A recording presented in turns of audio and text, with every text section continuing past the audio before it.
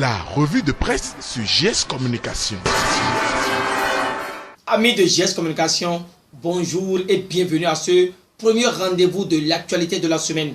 Plusieurs journaux ont atterri à notre rédaction ce lundi 12 août 2019 avec une pluralité d'informations. Mesdames, Messieurs, seulement deux retiennent notre attention.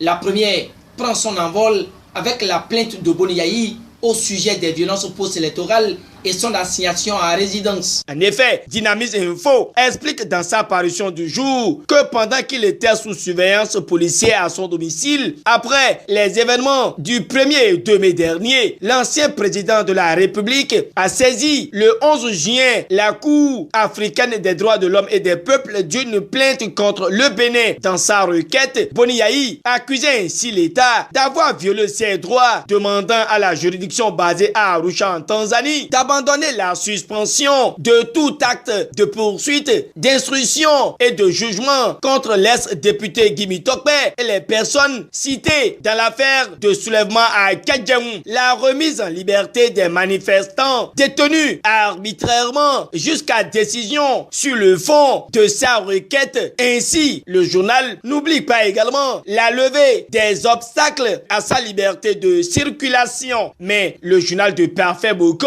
signale que dans une correspondance portant mesures provisoires rendue le 8 août dernier, la Cour d'Arusha, constituée pour la circonstance de 11 juges, émet un avis défavorable à la requête de Boni Yayi et évoque à travers son argumentaire plusieurs raisons qui motivent sa position. Boni Yayi a tapé poteau bas, écrit le Béninois libéré, qui rajoute que c'est un gros camouflet pour l'opposition et une condamnation assurée de Yayi à la Cour de répression des infractions économiques et du terrorisme criette. Oui, la Cour africaine des droits de l'homme et des peuples déboute Boni Yayi, affiche le Nouvel Observateur en manchette. Le matinal se prononce sur le même sujet et relate que Yayi est remis à sa place et mord la poussière devant la Cour africaine des droits de l'homme et des peuples d'après le Soleil Bénin Info. La nation pour sa part conclut que Boni Yayi est débouté en toutes ses prétentions concernant sa requête devant la Cour d'Arusha contre l'État béninois. Le quotidien du service public donne lecture de l'intégralité de la décision. Le même quotidien aborde la deuxième actualité liée à la célébration de la Tabaski de l'année 2019. Prières et exhortations étaient au rendez-vous, renchérit la nation. L'événement précis livre le message du président Patrice Talon à la communauté musulmane. Le journal de Gérard Goyon d'ici également le message de paix du ministre Abdoulaye Bio-Tchane. L'événement précis relate aussi dans ses lignes que le maire Luc Setondi Atroko et l'honorable Sani Maman ont communié avec les musulmans de Boycon. À Abomey-Calavi, c'est le maire Georges Bada qui prie avec les musulmans de sa localité. Évoque l'événement précis. Merci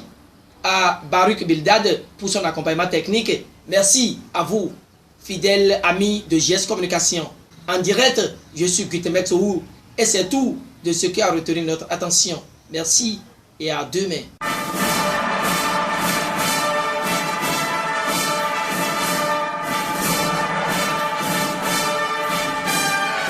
C'était la revue de presse sur GS Communication.